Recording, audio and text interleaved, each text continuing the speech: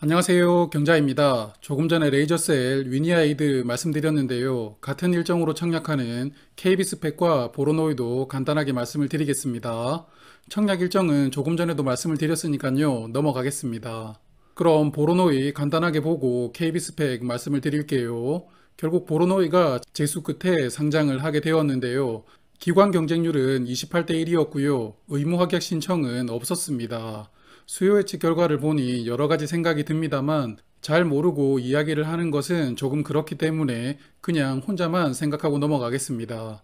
상장한다면 공모가는 4만 원이라고 생각하고 있었는데요. 예상대로 4만 원으로 확정이 되었습니다. 그래서 테슬라 특례 상장 조건인 공모가 기준 시가총액 5천억 원을 간신히 넘기고 결국 상장하게 됩니다. 그래서 모집 금액은 520억 원이 되었고요. 공모가 신청 결과를 보면 공모가 상단과 하단 가격을 신청한 비율은 거의 5대5로 나왔습니다. 보로노이는 130만 주를 신주로 모집하고요. 일반 투자자에게는 32만 5천 주가 배정됩니다. 주관사는 메인이 한국투자증권, 서브는 미래에셋증권인데요. 청약 한도는 한 투가 3,500주, 미래에셋증권은 11,000주입니다. 과연 풀청약 하시는 용자가 있으실지 모르겠는데요. 균등 청약만 하신다면 최소 수량은 20주이고요. 증거금 40만 원 필요합니다. 상장을 재도전하면서 기존 주주들 락업을 조금 더 걸었는데요.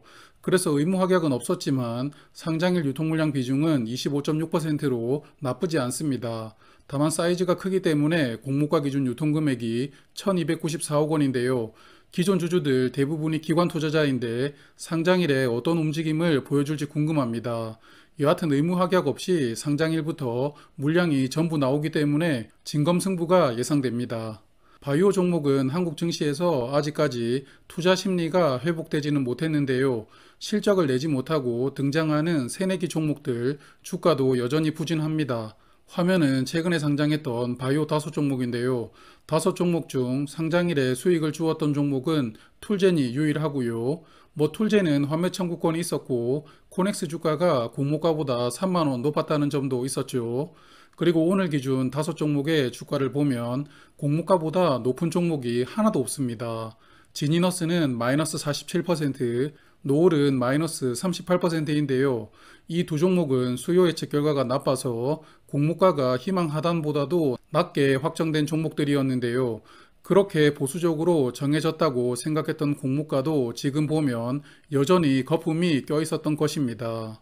그래서 보로노의 상장일 주가가 좋을지 안 좋을지 예상은 해볼 수 있지만 그 누구도 확답을 드릴 수는 없겠죠. 청담 글로벌이 될 가능성도 있을 겁니다.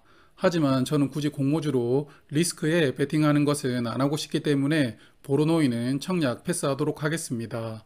자, 그럼 이제 KB스펙 말씀드릴게요. KB스펙 21호는 750만 주로 150억 원을 모집하는 중형 스펙입니다. 이번 주 청약하는 스펙 3종목 중에서 가장 사이즈가 큰데요. 일반 투자자에게는 약 187만 주 배정되었고요. 희석 비율은 약 12.9%인데 스펙 중에서는 낮은 편입니다. 참고로 희석 비율은 스펙의 총 주식 중에서 발기인이 보유한 주식의 양을 비율로 나타낸 것인데요. 희석 비율이 낮으면 나중에 합병할 때 유리합니다.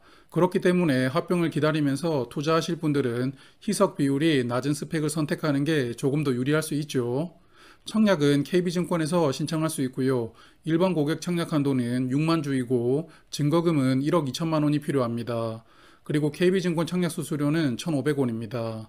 수요 예측 결과는 좋았는데요. 기관 경쟁률이 1103대 1이었고 의무 확약도 신청을 받았나 봅니다. 33%라는 좋은 결과가 나왔습니다.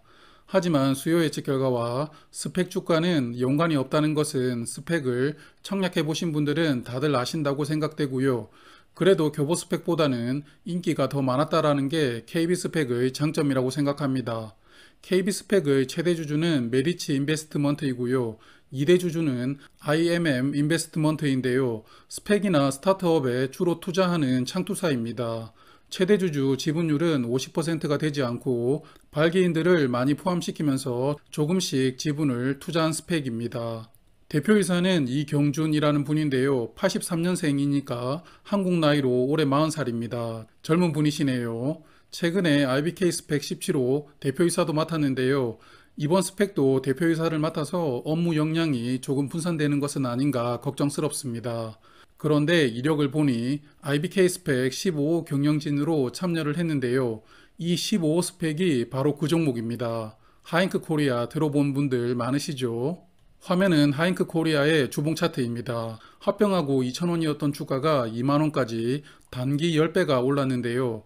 차트를 보면 이제 시세를 주도했던 친구들은 대부분 빠져나간 것 같은데, 그래서 지금은 빠르게 제자리를 찾아서 내려오고 있기는 합니다. 여하튼 KB스펙이 이런 종목을 한 번 더 찾아줄지 모르겠습니다. KB스펙은 지금까지 15개 스펙이 상장이 되었는데요. 초반에는 상장하는 족족 합병을 시켰지만 최근에는 상폐된 종목이 더 많았습니다. 그리고 20호 스펙을 20년에 상장시키고 거의 2년 만에 21호 스펙을 상장시키는 것인데요.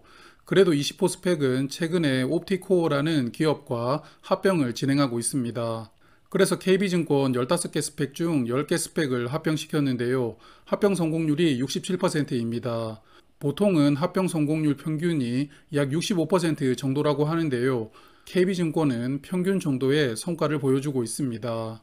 그래서 내일부터 청약하는 5종목 중에서 KB스펙을 1순위로 청약하실 분은 없다고 생각합니다. 결국은 레이저셀이나 위니아에이드의 대안이 될 것 같은데요. 5종목이 투자금을 분산시키기 때문에 KB스펙이든 교보스펙이든 경쟁률은 평소보다는 상당히 낮을 것 같습니다. 하지만 스펙은 상장일에 어쨌든 2,100원 이상에서 주가가 형성될 가능성이 매우 높기 때문에 불안한 장이 염려스럽고 배정 수량이 아주 많다면 해볼만 하다 생각은 되는데요. 경쟁률 잘 따져가면서 청약하시는 게 좋을 것 같아요. 최근에 스펙 관련된 영상에서 한번 말씀을 드렸지만 IPO로 상장하기가 어려운 시기입니다. 그래서 스펙 쪽으로 우회 상장하는 기업들이 늘어난다고 생각되는데요. 그래서 당분간 합병 성공하는 스펙들은 조금 더 늘어날 수 있지 않을까 싶기도 합니다. 그래서 저도 지금까지는 2,200원 정도에서 스펙을 매도하고 있었지만 이제부터는 합병까지 기다려 보려고 생각했습니다. 그럼 오늘은 여기까지 말씀을 드리고요. 내일 1일차 청약이 끝나면 1일차 정리를 해보면서 다시 인사드리겠습니다. 내일 뵙겠습니다.